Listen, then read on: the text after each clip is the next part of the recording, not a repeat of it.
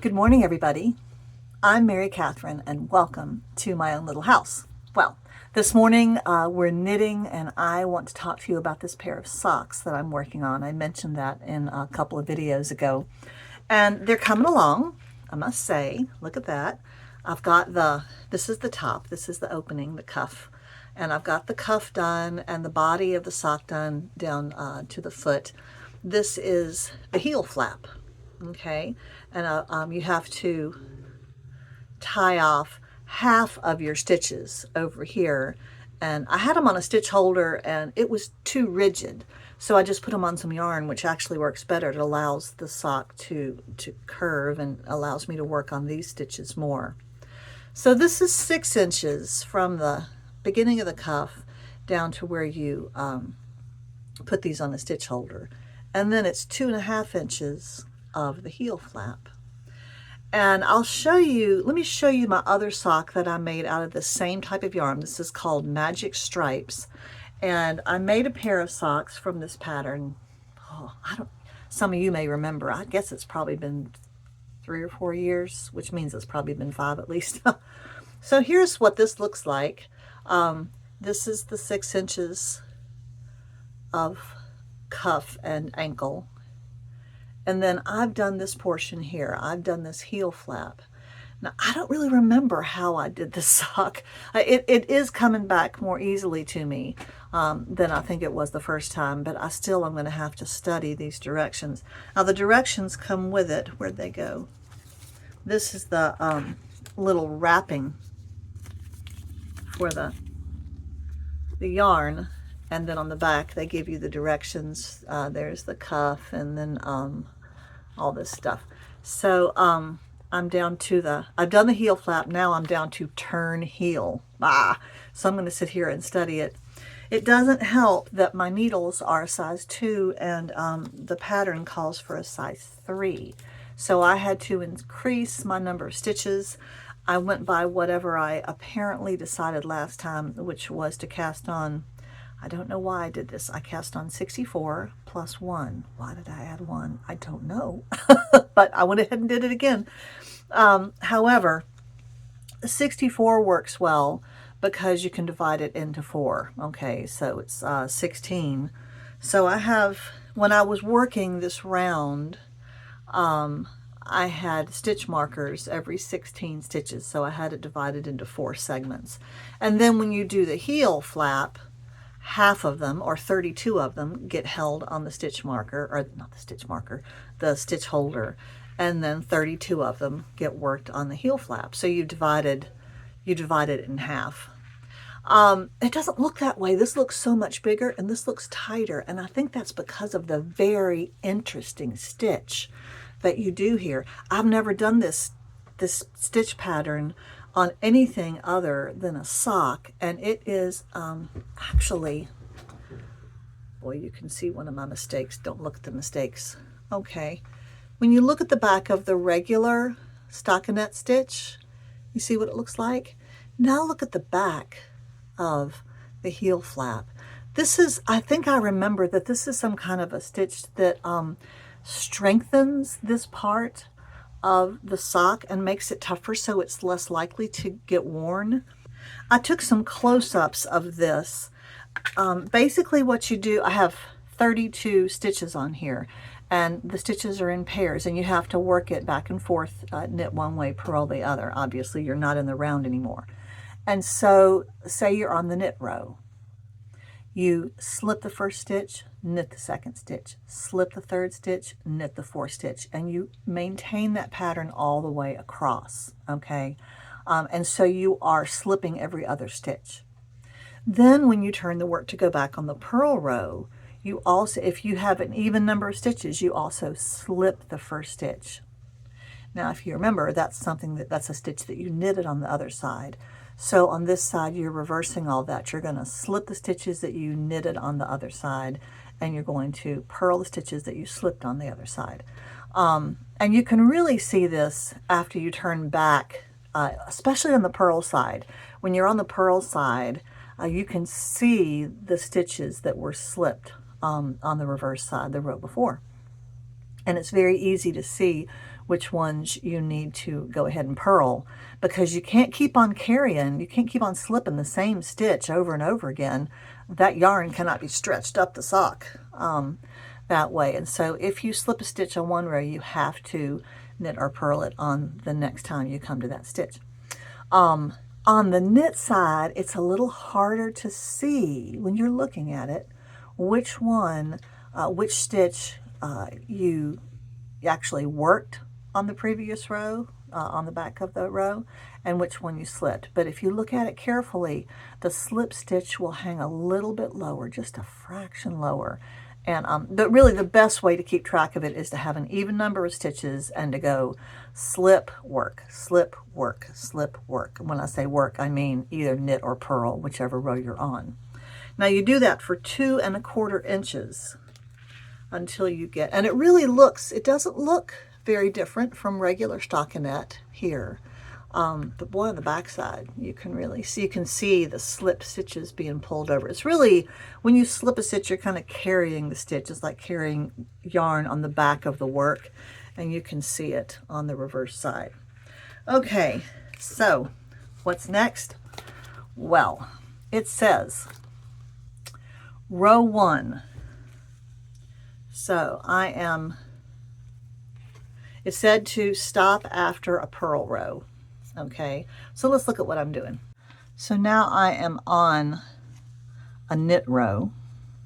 These are 32 stitches. I still have a marker here in the middle dividing it with 16 stitches here and 16 stitches here. The directions say for turning the heel, row 1, knit 17, slip, slip, knit, knit 1, turn. So I'm going to knit 17, which is one more. I'm going to encroach 1 stitch into here. Then I'm going to do a slip stitch, and a knit, and I need to look back at what that means, this SSK. Then I'm going to knit 1 more, and then I'm going to turn and go back this way. And I remember doing that and thinking, man, this doesn't make sense. But whether you're sewing or whether you're knitting, if you're following a pattern, trust the pattern. Do not trust yourself unless you really know what you're doing. Okay. This is the heel flap that I just finished. And look at what's happened over these years. Look at how it's worn.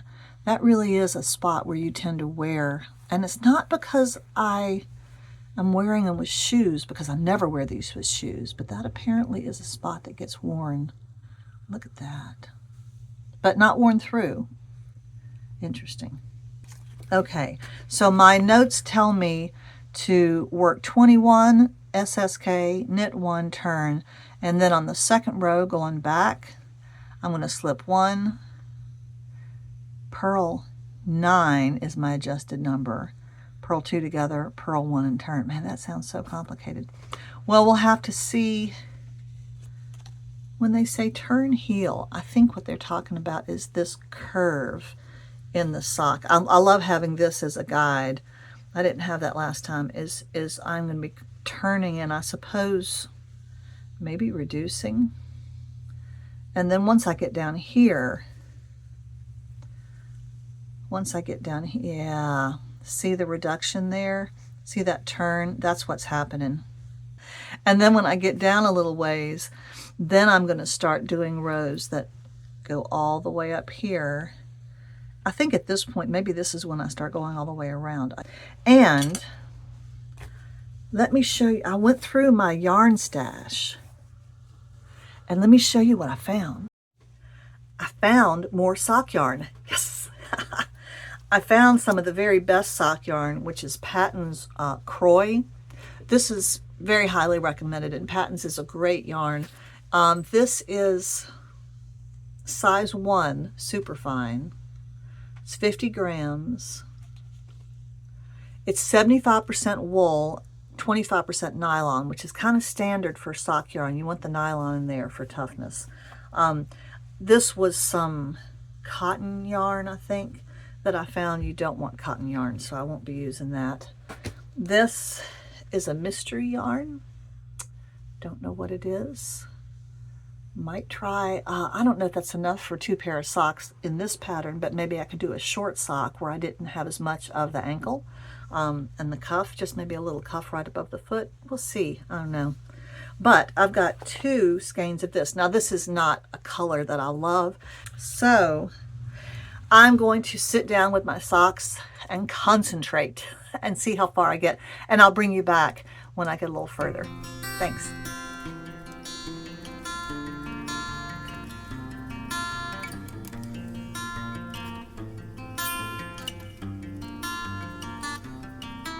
Okay, while I've been doing this, just 2 rows worth, I've remembered what goes on with this heel turn. Remember I showed you the curve of the heel? Well, the way you do that is you work these middle stitches more. And so I went across, I knitted across 21 stitches and got to one side of this kind of center panel of this heel flap. And now I'm going to be working back and forth and putting more stitches into the center than I am on the outside. I think gradually I pull in the outside. And so it gives you that curve, if that makes any sense. Okay, after a few rows, you can see the shape of this. The interesting thing is in these directions, and I'll put a close-up of it so that you can maybe read them yourself. With each row, I'm reducing by knitting 2 together or doing a slip-slip knit, purling 2 together or doing a slip-slip knit. But I'm also, with each row, knitting into these 2 side areas, adding 1 stitch on each side. As I'm reducing the inside, I'm pulling in the outside edges. So it gives you this fun shape. You can already see the bulge there of the heel as it's turning down. Okay, at the risk of confusing you entirely, I thought I would take you through one of these rows. Now this is sadly a purl row, which is even more confusing. And you can see I've worked most of the center, and I'm down to, the end of incorporating these edges. Gotta keep my knitting up a little higher. Okay. So what you do each row is this is a purl row, so I slip 1. And then I purl across. And I add 1 more purl stitch, 1 more stitch each time I do a row. So 1 more purl or 1 more knit, depending on what row I'm on. I'm still keeping that marker because I really am not sure if I need it or not. Now, I was counting every time very carefully, but then I realized that you can see the spot on the row each time when you're supposed to stop. And when you stop doing your purl on this row, say, the next thing you're going to do is purl 2 together. And you can see the 2 that are supposed to be purled together because there's a little gap between them. It's the end of what you did before. So you see this is the end of the previous time I did this row. And then there's just kind of a, can you see? See how there's kind of a bit of a gap. And those are the 2 stitches that I have to purl together. So I'm going to purl that one. And then I purl these 2 together. And that's kind of my reduction. And then I purl 1. And then even though I still have stitches left on the end, and I remember this freaked me out before, I didn't understand it, but you still turn. This is where you have to trust your pattern. You see that heel turn? Isn't that cool? Okay, so now I'm going to go back on the knit row. I do think this is probably the hardest part of the sock. So I'm going to slip 1 as if to knit, and then I'm going to knit until I get to the little gap on this row also. And each time I'm going a little further down the row and incorporating and of course you're eventually working all the way to the end. Now we'll wait there. I think I see it coming up. Yep. Okay, I'm going to knit this one, and then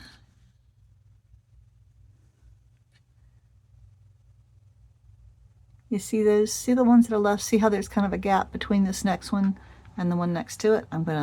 Now I have to slip knit. So I'm gonna slip as if to, I'm gonna slip that one off, slip that one off, then bring my needle into the front of those two stitches. I need to get new glasses. And then knit that way. And then I'm going to knit the last one. So actually I got to the end that time. Now I have to go back. Look what I found when I was out shopping for kitty litter. About once a year or once every 2 years, I buy myself a Victoria magazine.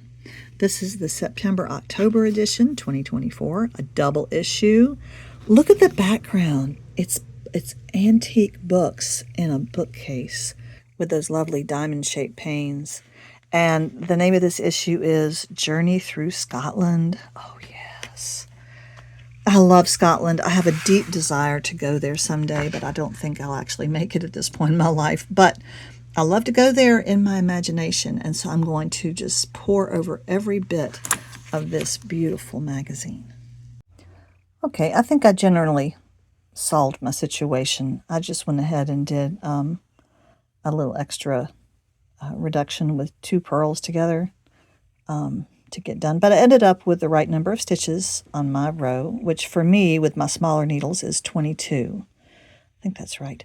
And now the instructions. The next thing I'm going to do is pick up the stitches for the heel gusset. Now I'm not working the gusset yet. I'm just picking up the stitches. And when I look at this sock, let's turn it this way. I've worked my heel flap. I've worked my heel turn. Okay.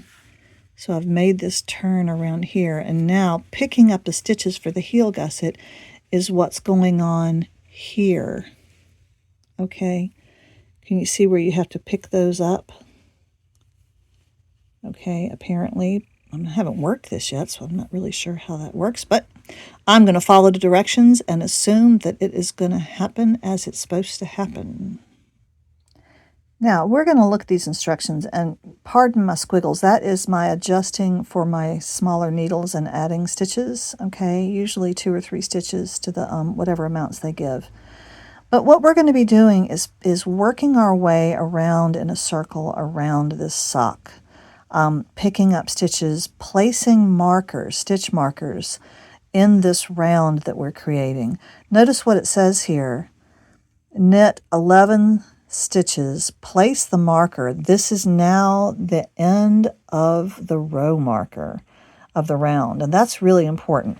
Now I did that, haven't done the knitting yet, but I did place my marker there after those 11. So I'll knit these. This is the end of my round.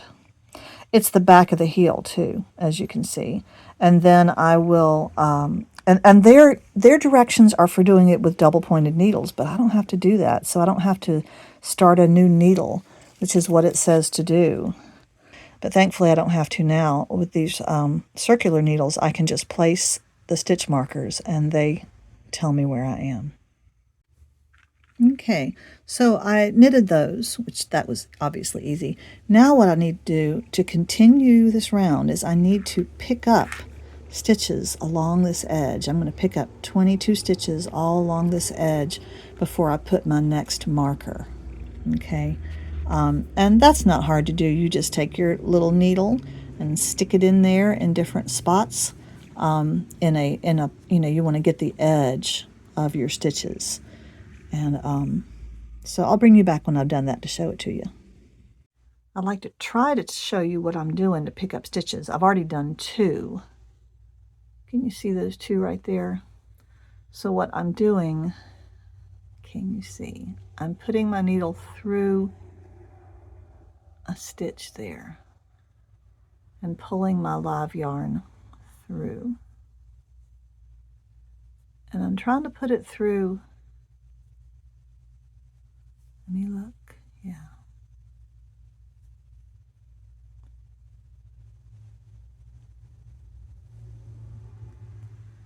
oh, I dropped it. That just means I'm doing it super slow for you. There you go.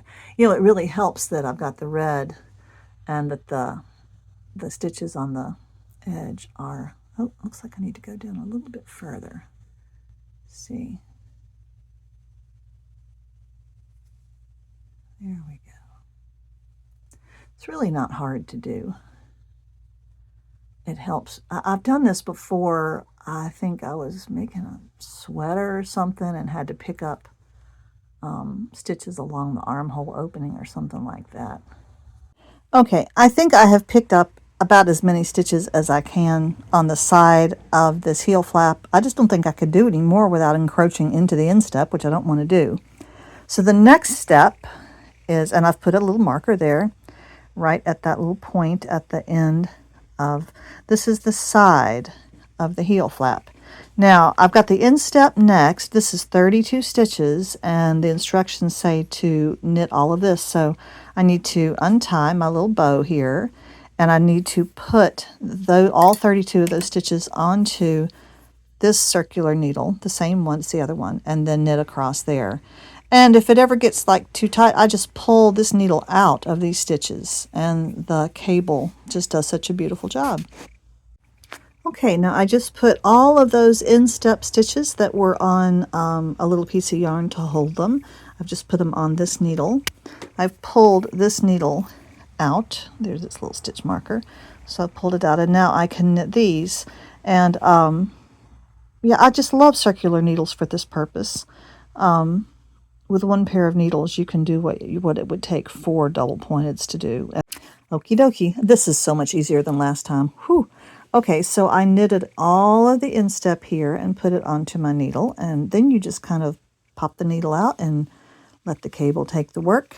And now the next thing I need to do with this little needle here, and my yarn is in the right spot, is I need to pick up as many stitches as I can. I need to pick up on this side of the heel flap, and then when I get up here, then I will knit all the way back to the end of the round at this, or they're different colored. So this is my orange one, which is the end of my round. The yellow one and, oh, I had a red one. It disappeared. I'm going to have a red one here are going to be on either end of my instep. And so I'm going to have 3, and they're not really equal distant, I don't think, because half of the sock is here. But then I'll have it in the round and it'll be time to work toward the toe. Okay, so I have the whole sock back on working needles. I've got the cuff, the body, and now I have the heel flap and the heel turn. Now, this spot right here on the top of the heel turn is the end of my round. Did I just lose? I did. I just lost that stitch marker. I'm always losing stitch markers. Here's my orange one. My next stitch marker is right there. Let me pull that needle so that it's smooth.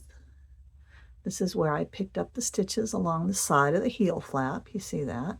So from the top of the heel here down to the beginning of the inset is one section.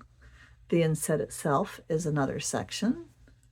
And then from this corner, bloop, back up to the end of the round. Now what I haven't done yet is to work the gusset, which is this,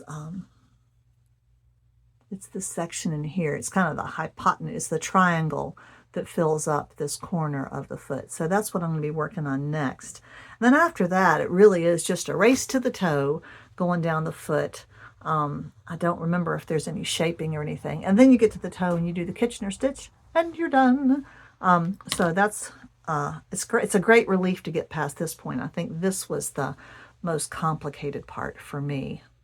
I'm wondering if this should be one video and we should start another one. I don't want this to be too long.